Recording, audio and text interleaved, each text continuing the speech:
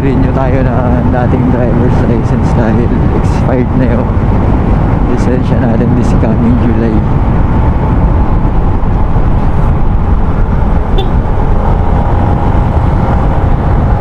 Try natin i-video kung mabibideo natin lahat kung magkano yung magagastos natin, kung paano yung proseso, para may idea kayo kapag paparin nyo din kaya.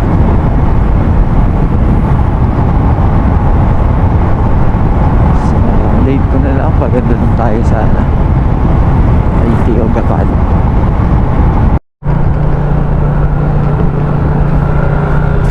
Kabanatuan.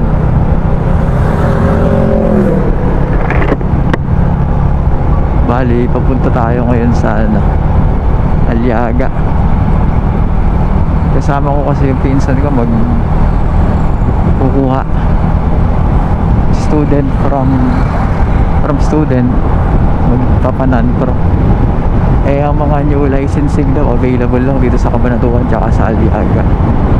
In-advisean kami na mas konti ang pila sa Aliaga, kaya doon kami pupunta ngayon. Sabay ko na din dun siguro na magpa-renew. Pero for sure matagal to. Kasi kasama ko, sabay ko yung mga bagong kukuha ng lisensya.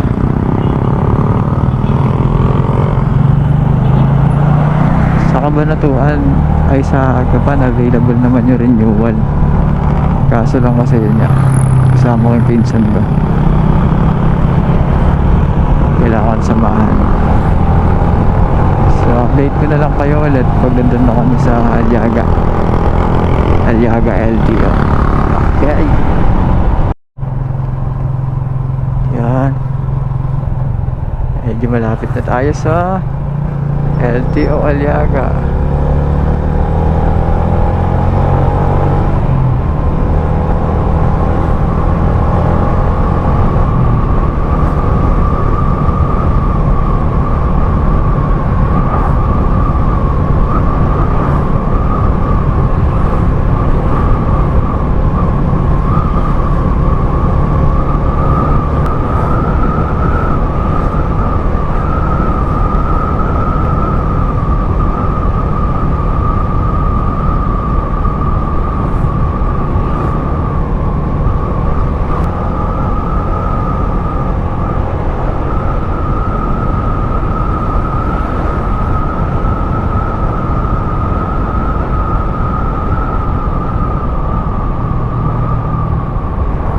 Where na you? Baka dito na boy. Ayun na nga. Oh shit. Ha? Punta daw tayo sa likod muna. Ah, dito na sa likod.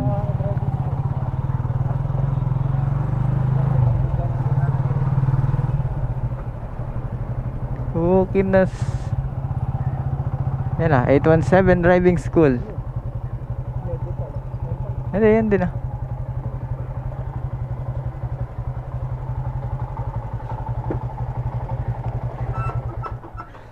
LTO Aliaga na kami.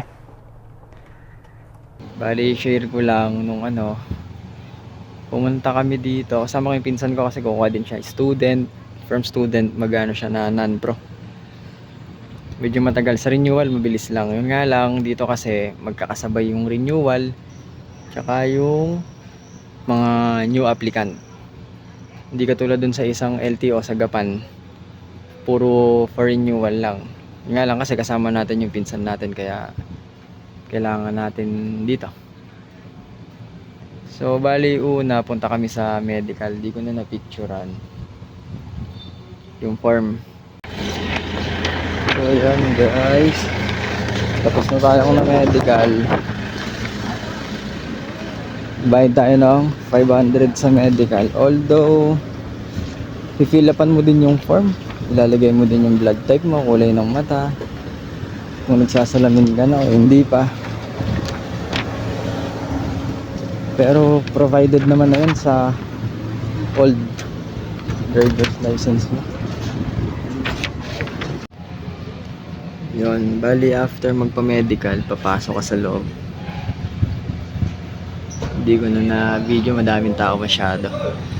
Pagpasok mo sa loob, punta ka sa basta may window doon. Depende siguro kung saang LTO ka na renew. Kukuhanan ka nila ng picture, tapos biometrics mo, fingerprints, tas yung pirma. Pero sa akin, fingerprints na lang kinuha. Yung pirma ko na lang sa old na license yung kinuha nila.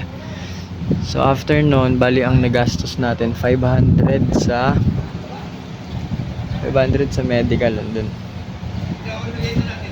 500 pesos. Tapos ang binayaran natin dito sa LTO, sa ID natin, yan, 585 pesos. Yung marmudlong sa Dito widodo. nga pala tayo sa Aliaga District Office. Yan! Katatapos!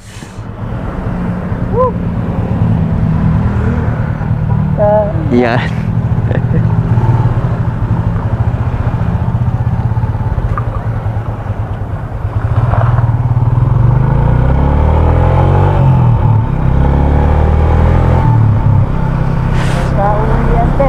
Ayan na, time check. 6:30.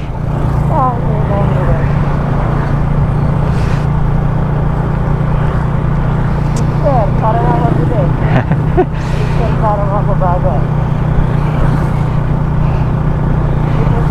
Yung sa akin na renewal, siguro mabot niya sa akin, siguro 3 hours lang ano. Oo. Medyo matagal lang yung releasing. Halos 4 ko na yata nakuha. Yan sa pinsan ko yung nagtagal. Yung na student to non-pro.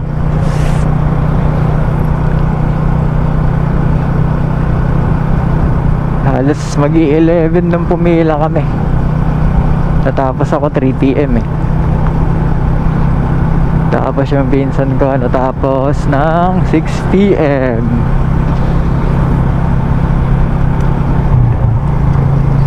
Lagay ko na lang mamaya kung magkano naging breakdown.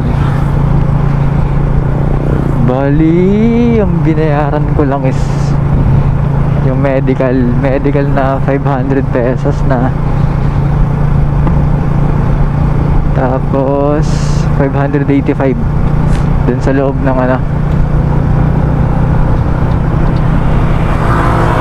sa loob ng LTO.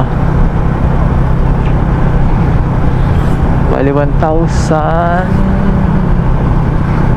Sabihin mo ng 1,100 lahat. Eh may nag-offer sa akin sa fixer 1,700, di ba? Kung kinagat ko, di sayang din yung 600 pesos. Tapos pipila din ako. Ganon din. Although may exam, 25 items yon, kailangan maipasa mo daw yung 20 items. Eh naipasa naman natin, kaya nakapag-renew tayo.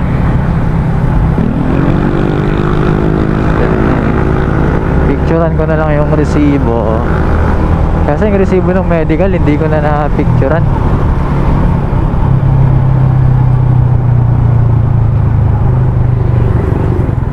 Sa medical dito 500 eh. Di ko lang alam sa inyo kung magkano pa medical. Pero dun sa loob 585. Okay, uuwi na kami. Update ko na lang kayo ulit mamaya.